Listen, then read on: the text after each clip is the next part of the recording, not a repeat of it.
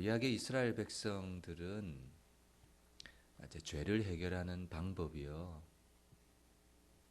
하나님께서 이제 가르쳐 주신 하나의 방법이 있었습니다. 그것은 짐승을 한 마리 잡아다가 그 짐승도 흠이 없는 짐승이어야 합니다. 흠이 없는 송아지나 염소나 양이나 이런 제물들을, 또 가난한 사람들은 비둘기나 또 참새나 이런 어쨌든 짐승을 잡아다가 그 짐승의 머리와 그리고 죄인의 머리를 딱 안수를 해서 죄인에게 있는 이 죄를 이 짐승에게로 옮겨 놓는 거예요. 이걸 전가라고 그래요. 전가. 죄의 전가. 죄인은요, 지가 죽어야 돼요. 죄인은 죄의 삭은 사망이요. 하나님의 말씀을 어긴 사람은, 하나님과 관계가 끊어진 사람은 죽을 수밖에 없어요. 이 죽음은요, 영적인 죽음이에요. 하나님과 아담과 하와가 선악과를 따먹고 나서 정령 죽으리라 했잖아요. 근데 먹고 나서 죽었어요, 안 죽었어요? 육체의 생명은 안 죽었어요. 근데 그의 영혼이 죽어버렸어요. 하나님과 끊어져 버렸거든요. 근데 하나님과 관계가 끊어진 사람들에게 하나님이 다시 관계를 회복할 수 있는 길을 열어주신 것이 뭐냐 하면, 죄인이 짐승을 잡아서 제사장이 이 머리에다가 안수를 해서 죄를 옮겨놓고, 그리고 이 짐승을 잡아 죽여서 죄를 사하는 거예요. 그리고 이 죄인은 죄가 어떻게 됐어요? 짐승에게로 옮겨졌고, 짐승은 대신 죽었기 때문에 이제 하나님과 올바른 관계로 살아갈 수 있는. 근데 이게 영원한 걸까요? 일시적인 것일까요? 그죠? 일시적인 것이에요. 한번 죄를 옮겨놓은 다음에 이 짐승이 자기 눈앞에서 처참하게 피 흘려 목이 따서 반으로 갈라져서 죽는 걸 딱 봤어요. 그리고 불태워지는 걸 봤어요. 그러면 이 죄 용서함 받은 사람은 마음속에 어떤 마음을 가질까요? 후련한 거예요. 내 죄가 속죄함을 받았다. 그래서 유대인의 절기 중에서 대속죄일이라는 것이 있어요. 이 대속죄일은 뭔가 하면, 내가 미처 짐승을 가지고 대제사장 앞에 바쁘다 보니까 나갈 시간이 없는 거야. 그래가지고 하나님이 특별하게 대속죄일이라는 걸 만들어가지고, 이 날만큼은 우리가 회개하지 못한 거, 하나님과 깨어진 관계를 회복하지 못한 사람, 이 사람들이 다 짐승을 가지고 나와서 하나님과의 관계를 회복할 수 있는 길을 하나님이 열어주신 거예요. 그런데 그 짐승에게 전가해서 짐승을 죽이는 건 일시적인 관계 회복이에요. 또 나가 살면서 나가가지고 몇 시간이 안 돼가지고 금방 죄 지은 사람도 있을 수 있을 것이고, 그러니까 이 죄 용서함을 받는 일은 영원한 것이 아닌 것이죠. 요한복음 말씀을 강해한 지금 1장부터 이제 쭉 강해가지고 지금 8장까지 왔는데, 제가 8장 말씀을 준비하면서 어떤 생각이 들었냐면, 야, 이때까지 내가 말씀 전한 것 중에서 제일 뭐라고 할까요? 제일 무서운 말씀 혹은 제일 어두운 말씀이구나, 이런 생각이 들었어요. 오늘 말씀을 읽을 때 어떤 단어들이 많이 나왔습니까? 3번이나 반복되어 있는 말이 있었어요. 그게 뭐예요? 너희 죄 가운데 죽으리라. 그래서 오늘 본문 이렇게 말씀 제목을 보시면 믿지 않으면 이래요. 근데 사실은요, 이게 제가 어떻게 썼냐면 죽으리라 이렇게 했다가 죄 가운데 죽으리라 이걸 제목으로 했다가, 이건 너무 무시무시하잖아요. 죄 가운데 죽으리라 그러니까 무시무시해서 바꿨어요. 부드럽게 믿지 않으면. 점점점이 있죠. 여러분들은 기억하셔야 돼요. 믿지 않으면 무슨 말이야? 죽는다. 그 말이 뒤에 있는 거예요. 그래서 대제사장도요, 이 휘장에 피를 들고 나가기 위해서는 대제사장 자신을 위해서도 짐승을 잡아야 됐어요. 아론이 대제사장이었는데 대속죄일 날 지성소에 피를 들고 그 시은자 은혜의 보좌 앞에 뿌리로 들어갈 때는 자기 역시도 자기를 위해서 수송아지를 잡아가지고 그 피를 흘리고 그 송아지를 잡아 죽이고 나서야 자기와 자기 집을 위해서 속죄한 다음에야 백성의 죄를 위해서 그 피를 들고 지성소 안으로 들어가서 피를 뿌릴 수 있었다고요. 그러니까 그 누구라도 하나님 앞에 나가려면 반드시 뭐가 있어야 돼요? 이 피를 흘려서 죄를 속해서 하나님과의 관계를 회복시키는 이 작업을 반드시 해야만 했었던 것이죠. 근데 구약의 제사 혹은 구약의 율법, 그죠? 이것은요, 히브리서 10장 1절의 말씀에 보면 이건 다 뭔가 하면 율법은 제사 제도는 장차 올 좋은 일의 뭐예요? 그림자예요. 그러니까 이 짐승을 잡아서 안수하는 것은 뭐라는 거예요? 그림자라는 거예요. 모형이라는 거예요. 어떤 것을 상징하고 있는 일시적인 행동이라는 거예요. 참 형상이 아니므로 해마다 드리는 반복적이고 같은 제사, 맨날 짐승 잡아서 안수해서 이 제사로는 하나님 앞에 나오는 자들을 언제나 뭐 할 수 없다요? 온전하게 할 수는 없다. 그러나 잠시 잠깐 일시적으로는 유효하다는 거예요. 그래서 여러분 율법은 그리스도께로 인도하는 몽학 선생, 초등교사다 이런 말을 하는 이유도 같은 맥락이죠. 그래서 율법의 이런 제사 제도나 율법의 모든 제도, 안식일도 마찬가지고요. 우리가 안식일 날 38년 된 병자를 고치는 일도 보았지만 안식일의 주인은 예수 그리스도시고, 그리고 모든 율법이나 나는 율법을 폐하러 온 것이 아니라 율법을 완성하러 왔다. 그러니까 예수님이 참 실체고 형상이라는 말이에요. 이제 참 형상이 왔을 때는 이제는 어떻게 합니까? 이제는 더 이상 짐승을 잡아서 안수할 필요가 없어요. 그리고 천주교처럼 신부가 중간에 서서 고해 성사를 하면 중간에서 매개할 그런 이제 필요도 없는 거예요. 누구든지 뭐 하기만 하면 예수 그리스도의 보혈의 공로를 의지하기만 하면 되는 거예요. 이제 참 형상이 오신 이후로는 예수님께서 죄를 위하여 어떻게 하셨는가 하면 여러 번 드렸지만 이제는 단번에 한 방에 제사를 드리셨어요. 그 한 번에 예수 그리스도께서 드리신 제사 때문에 우리는 영원한 속죄를 얻게 되었다는 거예요. 여러분 그것이 히브리서 말씀에 나와 있어요. 히브리서 10장 14절 말씀에 보면 그가 거룩하게 된 자들을 한 번의 제사로, 여러분 이 한 번의 제사는 어디에서 드려진 제사입니까? 십자가에서 자기를 물과 피를 다 쏟으신, 그래서 보라 세상 죄를 지고 가는 하나님의 어린 양이로다 이렇게 얘기하잖아요. 그러니까 제물이 누구예요? 이젠 짐승이나 소나 양이나 이게 아니라 예수 그리스도께서 제물이 되신 거야.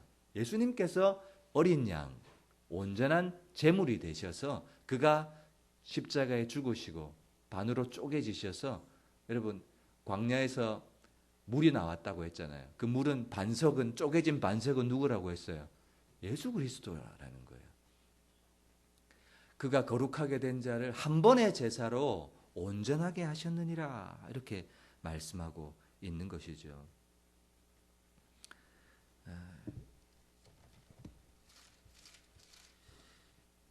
10장 14절을 봤죠. 9장 26절에도 보면 그가 세상을 창조한 때부터 자주 고난을 받아야 할 것이로되 이제 자기를 단번에 제물로 드려 죄를 없이 하시려고 세상 끝에 나타나셨느니라. 예수님께서는요 한 번에 십자가에서 뭘 이루셨어요? 한 번에 십자가에 죽는 속죄를 인해서 우리에게 영원한 죄사함을 주셨다고 말씀하고 있는 것이죠. 완전한 대제사장이 되시고 완전한 제물이 되신 예수 그리스도의 그런 속죄의 피가 우리를 완전하게 죄사함을 주셨다는 말이에요. 죄가 이제 누구에게로 넘어갔습니까? 우리의 죄가 짐승에게 전가된 것이 아니라 어린 양이신 예수 그리스도께 죄가 전가되었고, 그리고 그분이 십자가에서 피 흘려 죽였기 때문에 우리는 영원한 죄사함과 용서를 받았다는 거예요. 여러분 그것이 복음이지 않습니까? 누구에게로 전가되었어요? 짐승이 아니라 하나님의 어린 양, 하나님이신 그분께 우리의 죄가 옮겨졌고, 그리고 예수님께서 십자가에 피 흘려 죽으시고 부활하셨다. 그리고 우리에게 성령을 부어주셨다는 사실을 성경이 얘기하고 있는 것입니다. 그런데 예수님께서 초막절날 일어서셔서 말씀하셨습니다. 나를 믿는 자는, 그죠? 전제가 딱 있잖아요. 나를 믿는 자는 그 배에서 성경의 이름과 같이 생수의 강이 흘러나리라. 이렇게 말씀하셨고, 그건 물의 예식 때 말씀이고요. 그죠? 그리고 물의 예식 때, 그리고 불의 예식 때는 뭐라고 말씀하셨어요? 나는 세상의 빛이니 나를 따르는 자는 어둠에 다니지 않고 생명의 빛을 얻으리라. 이렇게 말씀하셨어요. 그런데 예수님께서 말씀하신 이 두 가지의 말씀을 믿는 사람이 있을 테고 안 믿는 사람이 있을 거잖아요. 그래서 오늘 본문의 말씀은 뭐냐 하면 예수님께서 초막절을 하신 두 말씀을 안 믿는 사람들은 어떻게 될 거냐? 그 말씀을 하고 있는 거예요. 오늘 본문은 그거예요. 무슨 말씀인지 알겠죠? 안 믿는 사람은 어떻게 될 거냐? 그 말을 하고 있는 거예요. 자, 구약의 죄를 해결할 때는 제물이 대신 죽어야 하는데 예수님께서는 이 땅에 어떻게 오셨어요?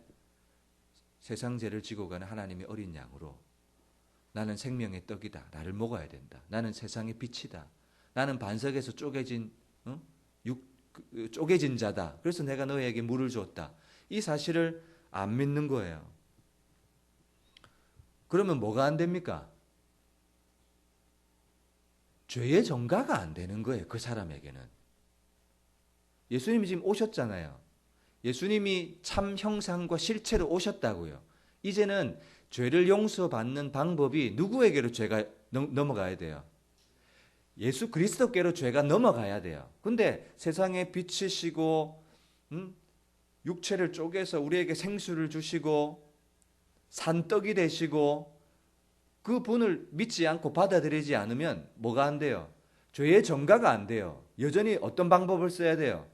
율법의 제사의 방법을 계속 써야 되는 거예요. 이제는 그건 지나갔다. 예수님께서 말씀하신 율법은 이제 다 지나갔다. 이제 내가 실체가 왔고 참 형상이 왔으니까 나를 믿으라. 내가 메시아다. 이렇게 말씀하셨는데 그걸 안 믿는 거예요. 그런 사람들에게 뭐라고 말씀하시는가 하면 21절 자 다시 이러시되 내가 가리니 여러분 간다는 말 무슨 말이에요?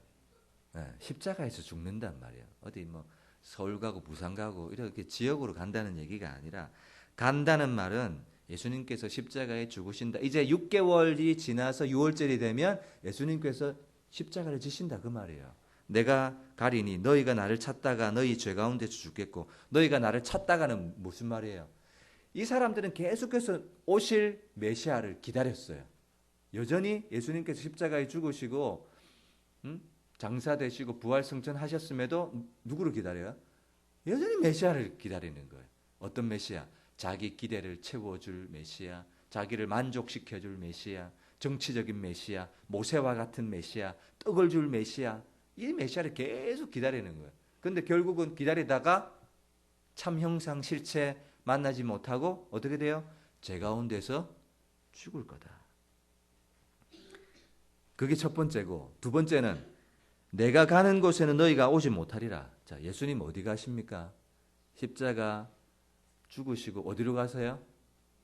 원래 자리로 가시잖아요. 그분이 어디서 오셨는데요? 하늘 혹은 아버지의 품 혹은 천국 혹은 하나님의 아들의 사랑의 나라. 그죠? 그 명칭이 어떻게 되었든 간에 하나님이 계신 곳, 그 영원한 하나님 나라, 천국으로 가신다는 거예요. 천국에 못 온다는 말이에요. 그 말은 어디에 간다는 거예요? 천국에 못 온다는 말은 지옥 간다는 말이에요. 나 있는 곳에 오지 못하리라. 그 말은 그냥 그대로 머물러 있는 것이 아니라 불과 유황이 타는 지옥에 떨어지고 만다. 이렇게 말씀하시는 거예요. 여러분 6월절 출애굽하는 이스라엘 백성들 6월절의 마지막 밤에 죽음의 사자가 확인한 것은 뭐밖에 없었습니까? 피밖에 본 게 없어요.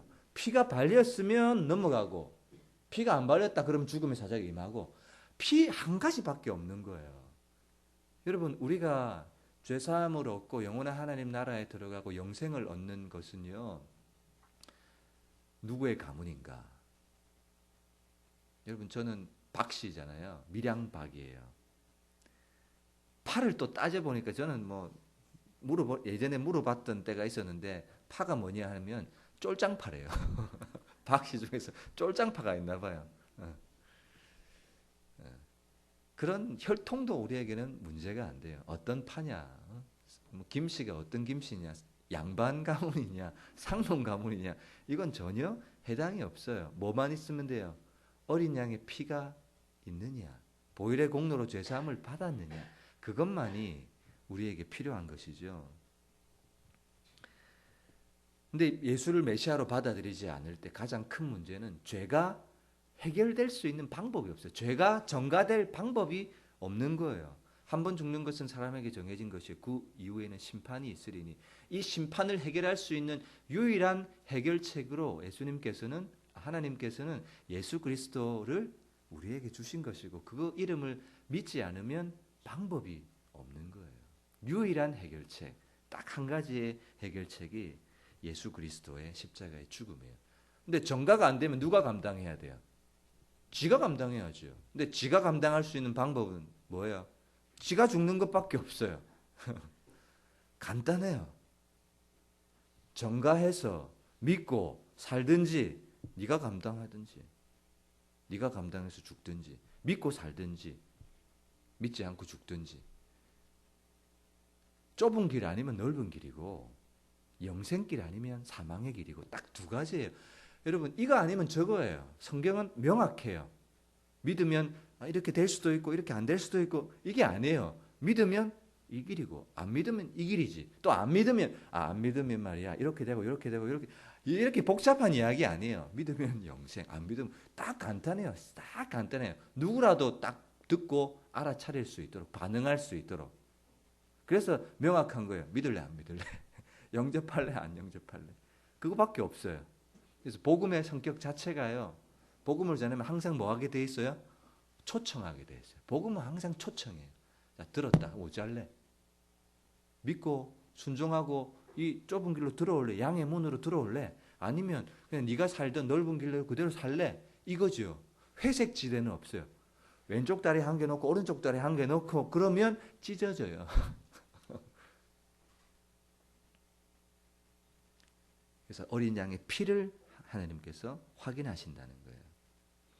여러분, 창세기 6장에 보면 하나님의 아들들이 사람의 딸들을 사랑해서 사람의 딸들과 결혼하고 막 섞이는 일이 생겨요.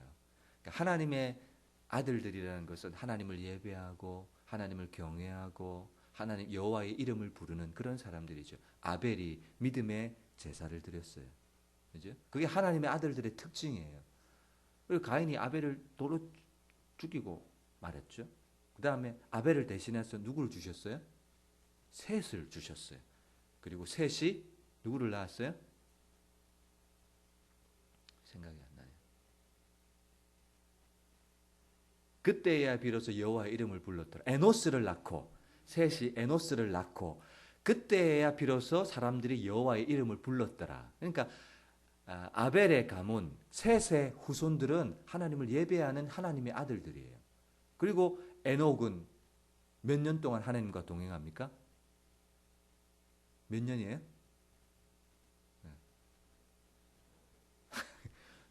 300년인가 600년인가. 그러니까 하나님의 아들들의 특징은 뭐라는 거예요? 예배하고 여호와의 이름을 부르고 하나님과 동행하고. 근데 사람의 아들들과 섞여서 먹고 마시고 시집가고 장가가고 하면서 뭐가 없어져요? 예배가 사라지고 동행하는 것이 사라지는 거예요. 그리고 하나님과 동행하는 것이 사라지면 뭐밖에 없어요? 죄 짓는 것밖에 없잖아요. 근데 죄를 지을 수는 있다고 쳐요. 그럼 뭐는 해야 돼요?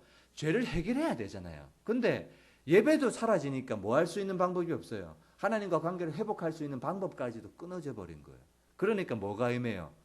홍수가 임해서 모든 생명을 남김없이 다 쓸어 죽이고 마는 거예요. 뭐가 없기 때문에 그런 거예요. 예배가 사라지는 거예요. 그 말은 죄를 해결할 수 있는 방법이 사라지니까 물의 심판이, 홍수의 심판이 임하게 되었다는 것을 말하고 있는 것이죠.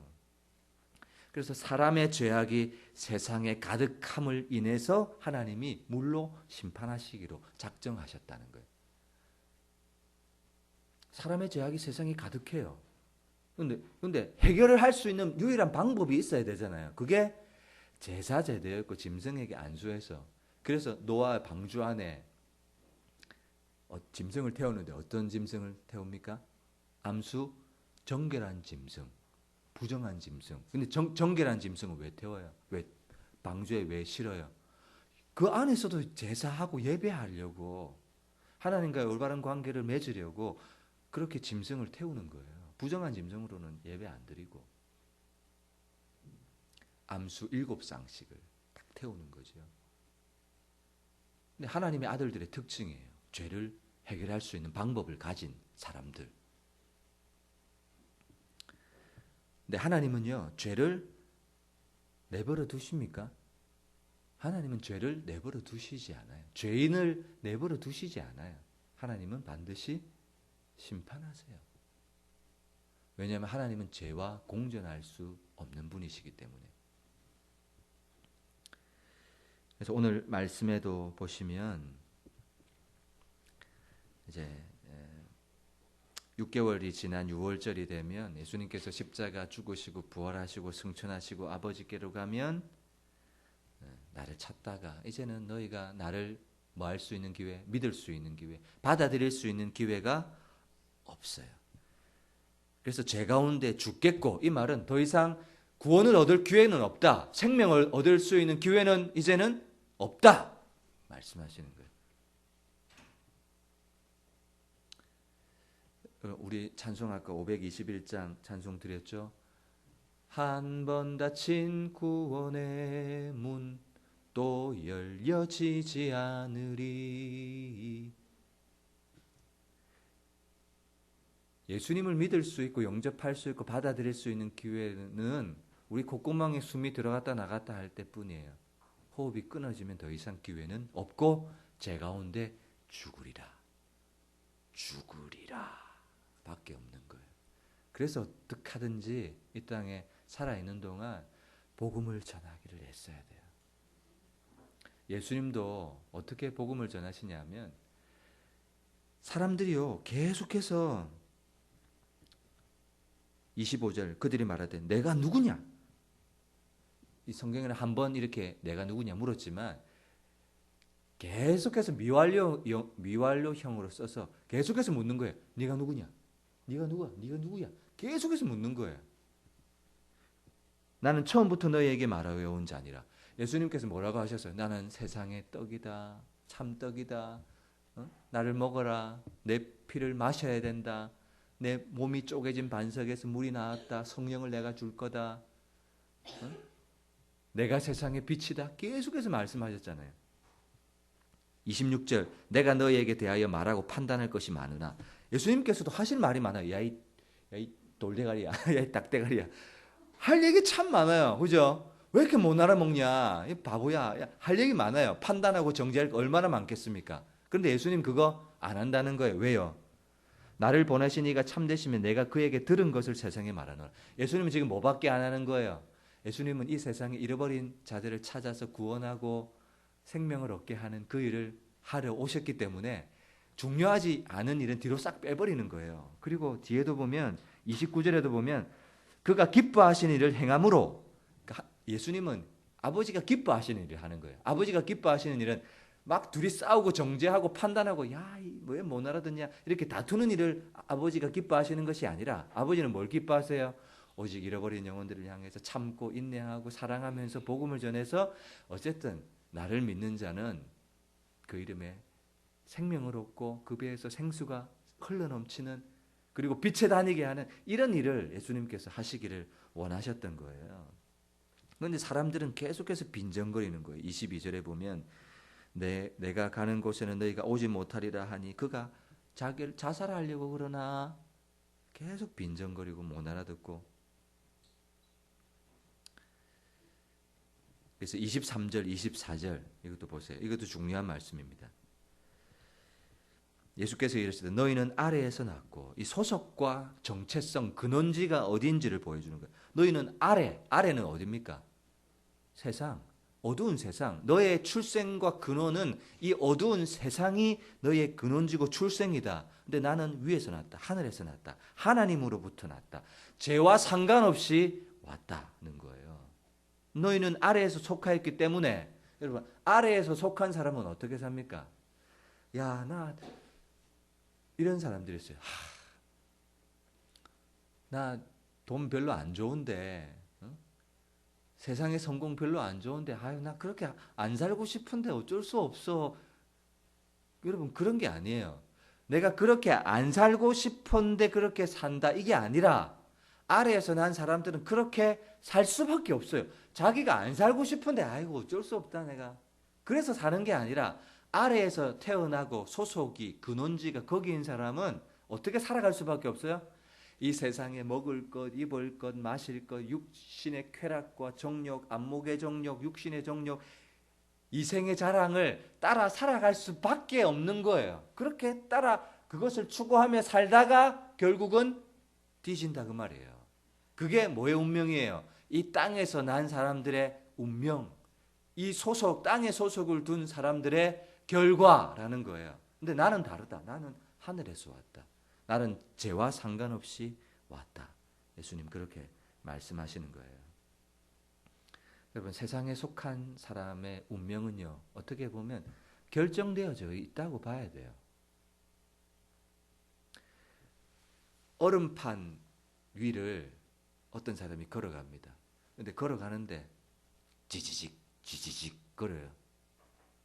지지직. 3초 뒤에 저와 여러분들은 뭐라고 얘기합니까? 그걸 안 봐도 알아요. 그죠? 안 봐도 아는 그런 것과 같아요. 그러니까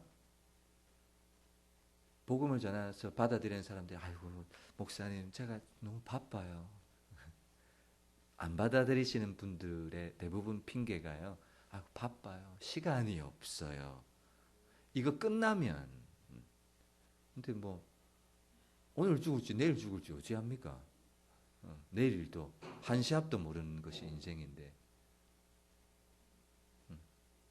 그러세요 라고 얘기는 하지만 기회가 그렇게 많지 않다는 사실을 꼭 기억해야 할 것입니다. 여러분, 첫째, 성경에서의 죽음을 얘기할 때는 우리의 육체와 영혼이 분리되는 것을 죽음이라고 얘기해요. 그건 모든 사람이 경험하는 첫 번째 죽음이에요. 근데 성경에는요, 첫 번째 죽음 말고 둘째 죽음도 있어요. 둘째 사망이라고 부르는 둘째 사망이 있다고요. 그 사망은, 첫 번째 사망은 모든 사람이 맞이할 수밖에 없지만, 둘째 사망만큼은 뭐 해야 돼요? 피해야 돼요. 둘째 사망까지 당했다. 그건 너무 비참해요. 여러분, 둘째 사망은 피할 길이 있습니다. 요한계시록 20장 14절의 말씀에 보면, 사망과 음부도 불못에 던져지리니, 사망아 너의 쏘는 것이 어디에 있느냐 라고 말씀하신 그 사망과 음부도 어디에 던져져요? 불못에 던져진다는 거예요. 그때가 뭐예요? 둘째 사망. 21장 8절, 계시록 21장 8절. 그러나 두려워하는 자들과 믿지 아니하는 자들, 흉악한 자들, 살인자, 음행하는 자, 점술가, 우상 숭배자, 거짓말하는 모든 자들은 불과 유황으로 타는 못에 던져지리니, 이것이 둘째 사망이다. 나를 믿는 자는 그 배에서 영생하도록 솟아나는 샘물이 되리라. 그 배에서 성령의 강이 흘러나리라. 나는 세상의 빛이다. 어둠에 다니지 않고 생명의 빛을 얻으리라. 이 말을 믿지 않으면 어때요? 둘째 사망에 빠지게 된다는 거예요. 그것이 뭐예요? 죄 가운데서 죽는다는 말의 의미예요. 그래서 요한복음 말씀, 제가 강해를 시작한 이후에 제일 무서운 말씀이 오늘 말씀이에요. 계속해서 예수님이 누구시다, 구원을 전하고 기쁜 소식을 전하셨지만 8장에 와서는 제일 어두워요. 죄 가운데서 죽으리라 하는 이 결과. 그래서 본문에 28절에 보면 예수께서 이르시되 너희가 인자를 든 후에 내가 그인 줄 알고, 이 그인 줄 알고, 이 말은 에고에이미라는 말이에요. 여러분 출애굽기에 모세가 가시떨기 나무에 불이 붙은 것을 보고 하나님을 향해 묻죠. 누구십니까? 그래서 하나님이 그때 에고에이미 이렇게 말씀하셨어요. 나는 스스로 있는 자다. 그러니까 지금 이 예수님께서 누구라는 거예요? 내가 그 가시떨기 나무에 모세에게 나타났던 그 하나님이다. 그 말이에요. 예수님께서 곧 하나님이시다라는 사실을 얘기하고 있는 거예요.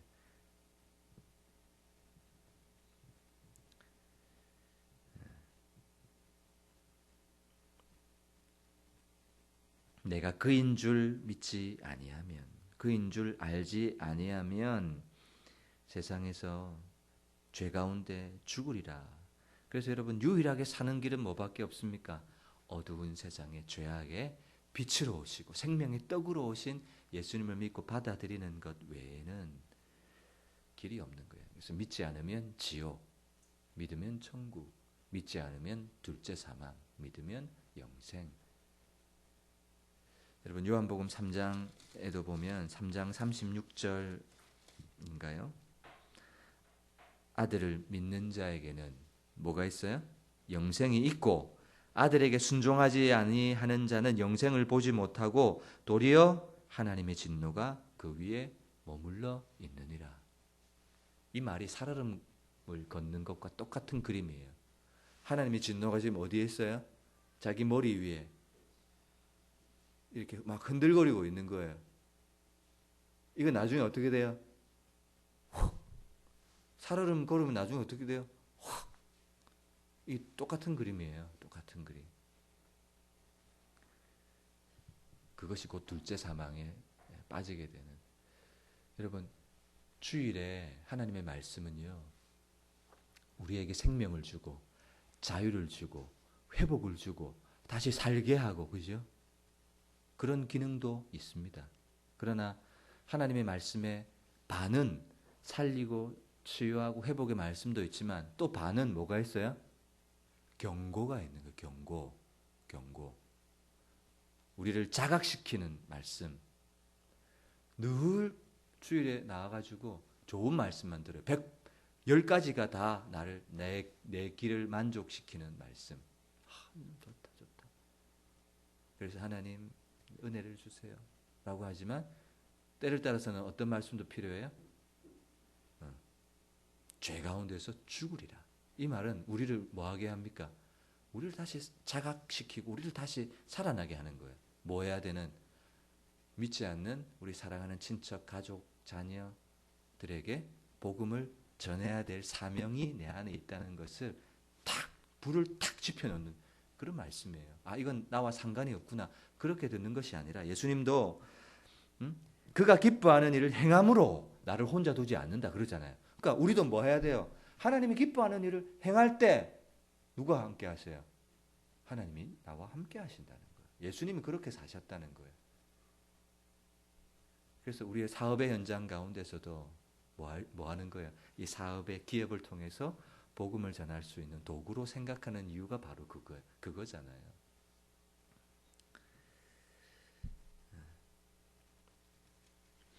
하나님이 원하시는 것이 복음을 전해서 영혼을 구원하는 일에 예수님이 자기의 전부를 쓰시잖아요. 내가 너를 판단할 것도 많고 정죄할 것도 많지만 나 그것 때문에 시간 쓰고 에너지, 열정 쓰지 않겠다는 거예요. 저와 여러분들도 우리의 소유, 우리의 건강, 물질 이거 어디에 써야 됩니까? 여러분 사람들 미워하는데 우리의 에너지 사용하지 마세요. 아니 사랑할 시간도 짧아요. 손잡고 행복한 꽃길을 걸을 시간도 얼마 안 돼요. 그런데 인상 쓰고 불 켜고 그럴 이유가 있습니까? 그런데 에너지 쓰면 안 돼요.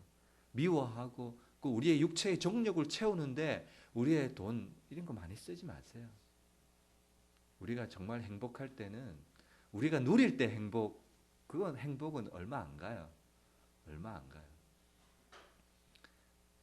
우리의 심령을 만족시켜주는 행복이 있다면 영혼이 살아나는 거예요. 영혼이 아버지의 품으로 돌아오는 거. 그래서 잃어버린 양 한 마리가 회개해서 돌아오면 하늘에서는 어떤 일이 일어난다고 합니까? 회개할 것이 없는 99, 의인 99명을 인하여 기뻐하는 것보다 더 큰 기쁨과 즐거움이 있다고 하잖아요. 저와 여러분들이 그런 기쁨을 맛보시기를 주님의 이름으로 축원합니다. 그 기쁨이 뭔지를 몰라요.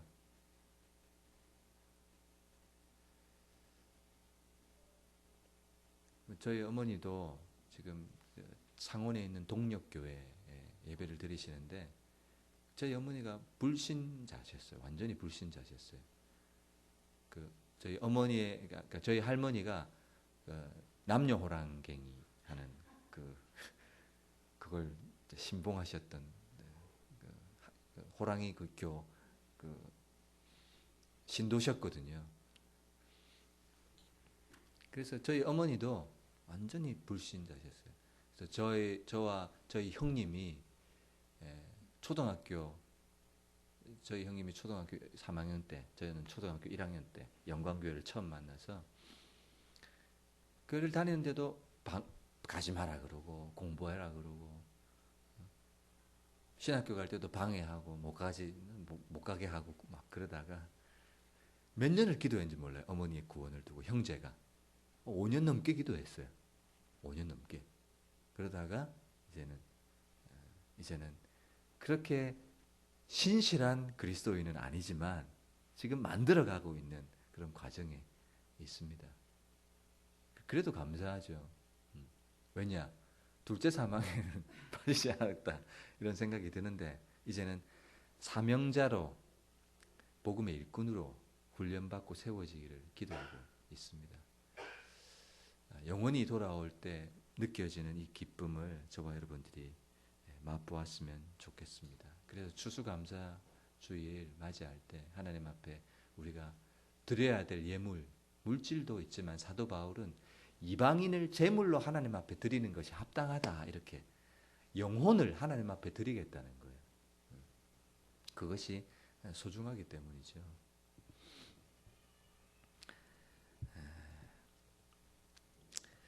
근데 안 믿는 사람들은요, 처음부터 안 믿어요. 처음부터 안 듣고 처음부터 안 믿고 안 받아들여요. 근데 믿는 사람들은 어찌된 게 처음부터 마음이 열려 있고, 그러니까 하나님이 그러잖아요. 구원받기로 작정된 사람은 다 믿더라. 이렇게 얘기하잖아요. 그래서 하나님께서 구원받기로 한 사람들은 창세전에 미리 선택하고 불러서 예정하고 구원하시는 그런 하나님의 구원의 경륜을 우리가 기억했으면 좋겠습니다. 저와 여러분들이 오늘 이 말씀을 통해서 믿지 않는 사람들은 죄 가운데서 죽으리라. 죄 가운데서 죽으리라. 여러분, 우리는요, 예수 믿는 저와 여러분들은 둘째 사망에 들어가지 않습니다. 그런데 로마서 말씀에 보면 이런 말씀이 있어요. 육신대로 살면 반드시 멸망할 것이로되 영으로 육의 행실을 죽이면 살리니. 여러분, 이 말은요, 로마에 있는 교회에게 보낸 편지거든요. 육신대로 살면 반드시 죽을 것이로되, 이 죽음은 천국 가지 못하는 죽음이 아니에요. 그 죽음은 무슨 죽음이냐면 우리가 예수님을 믿지만 이 땅 가운데서 풍성한 하나님의 은혜, 하나님의 공급, 하나님과 연결된 그 생명력을 경험하지 못하는 삶을 말하는 거예요. 그러니까 여러분들도 죄 가운데서 죽으리라, 이 말은 나는 해당이 없다, 이렇게 들으시면 안 돼요. 우리도 뭐 될 수 있어요? 나는 천국 가지만 이 땅 가운데서 어떤 존재로 먹을 것, 입을 것, 마실 것만 살아가는 고기 덩어리처럼 이 땅을 살아갈 수 있는 가능성이 우리에게 있을 수 있다는 거예요. 여러분, 우리는 영적 존재입니다. 우리의 만족은요, 사람도 돈도 이 환경이 주지 못하는 만족이 있어요. 아무리 여러분 사람의 마음속에는 하나님만이 채울 수 있는 그 자리가 있다고요. 사람은 그렇게 지어진 존재예요. 그래서 사람은 늘 갈급해요. 왜 갈급하냐? 돈이 없어서도 아니에요. 사랑하는 사람이 없어서도 아니에요. 그 자리는요, 하나님이 채워야 만족을 누리는 거예요. 근데 그 자리 하나님이 채우지 않으면 나는 제 가운데 세상 것을 쫓아 살고 허무한 것을 쫓아 살고 마치 사막 가운데 오아시스를 다 해서 막 달아 쫓아가는데 없네. 저긴가 또 쫓아가는데 없네. 이게 제 가운데 살아가는 그리스도인의 모습일 수 있는 거예요. 그래서 여러분, 사업을 해도요, 하나님, 내가 이것을 통해서 하나님 복음의 통로로 잘 사용되기 원합니다. 네. 그런 기도. 근데 하나님, 내가 돈 많이 벌어서 하나님 이거 돈 하나님 앞에 드릴게요. 이런 기도 달라요. 그죠? 마음의 수준이 다른 거예요. 여러분, 이 시간 함께 기도하실 때 예수님의 초막절 말씀 잘 들어보세요. 나를 믿는 자는 성경의 이름과 같이 그 배에서 생수의 샘이 아니라 생수의 강이 흘러나리라. 나는 세상의 빛이니 다시는 어둠에 다니지 않고 생명의 빛을 얻으리라 하는 이 생명, 이 생수의 강, 이거 어디서 얻는 거예요? 십자가에서 죽으시고 부활하셔서 하늘보다 올라가셔서 성령을 부어주시는. 그래서 초막절에 보여주신 예수님의 사역은 두 가지예요. 예수님이 6개월 지나서 십자가에 죽을 거라는 것과 성령을 보내주실 거라는 것. 여러분, 이게 초막절의 메인 메시지예요. 저와 여러분들이 십자가의 주님을 다시 한번 마음에 꼭 왕으로 받아들이세요. 주인으로 받아들이세요. 그리고 하나님, 나에게 성령을 부어주세요. 영으로 육의 행실을 죽이면 살리니라고 했잖아요. 성령이 나에게 부어주셔서 나의 육신의 생각도 바로잡아 주시고 몸의 정욕을 추구할 때 성령께서 절제하게 해주시고 거룩한 것에 우리의 시간과 열정이 하나님 앞에 드려질 수 있도록 우리 시간 들었던 말씀 생각하시면서 하나님 앞에 결단의 기도로 나갑니다. 하나님 아버지, 참 감사합니다.